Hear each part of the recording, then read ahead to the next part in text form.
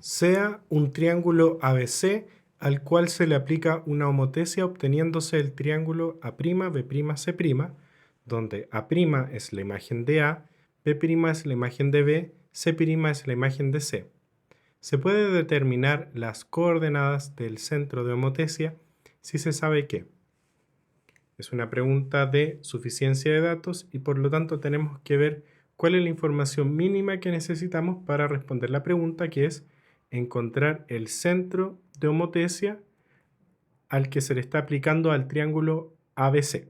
Entonces, notemos que la primera información habla sobre que el punto A tiene coordenadas 0,0 y la razón de homotesia es 3. ¿Cómo podemos saber si esa información es suficiente para encontrar el centro? Recordando que podemos aplicar una homotesia a un punto y está dada por lo siguiente. Por ejemplo, el punto A' se obtiene como multiplicar la constante de homotesia a el punto A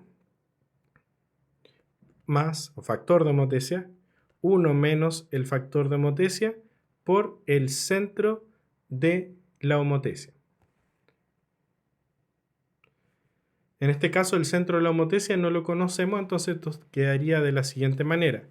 El A' no sabemos qué puntos tiene, entonces le voy a poner x, y es igual a k, que es el factor de homotesia, que en este caso es 3, según la primera información, por el punto 0,0, que es el punto A, más 1 menos 3, que es menos 2, multiplicado por el centro de homotesia, que vamos a decir tiene componentes m, n. Y m y n son los valores que tenemos que encontrar. Entonces notemos que aquí tenemos 4 incógnitas y solo 2 ecuaciones posibles de desarrollar. Voy a desarrollarlo un poco más para que quede claro cuáles son esas ecuaciones. Multiplicamos el 3 por el 0 y el 0 y nos queda 0,0 menos o más, y el menos 2 lo multiplicamos por m y n, entonces queda menos 2m menos 2n. Y ahora sumamos cada uno de estos término a término, o sea, primera componente con primera componente, y como es 0, entonces nos queda menos 2m, menos 2n, y esto es igual a x, y. Notemos que aquí tenemos 4 incógnitas y solo 2 igualdades que podemos plantear. X igual a menos 2m e y igual a menos 2n. Por lo tanto, la primera información no es suficiente. Tenemos más incógnitas que ecuaciones. Entonces, una por sí sola no puede ser, cada una por sí sola tampoco puede ser. Vamos a ver ahora la segunda información. Dice que la distancia entre A y A' es 0. ¿Cómo podemos interpretar esta información? Y es que la única manera en que un punto y su homotético estén a una distancia 0 es que ese punto coincida con el centro de homotesia. Entonces, lo que podemos decir es que A es el centro de homotesia. Pero solo con esa información no podemos saber cuál es el centro, porque podría ser cualquiera. Solo sabemos que con la segunda información, A es el centro de homotesia, pero no sabemos cuál es ese centro.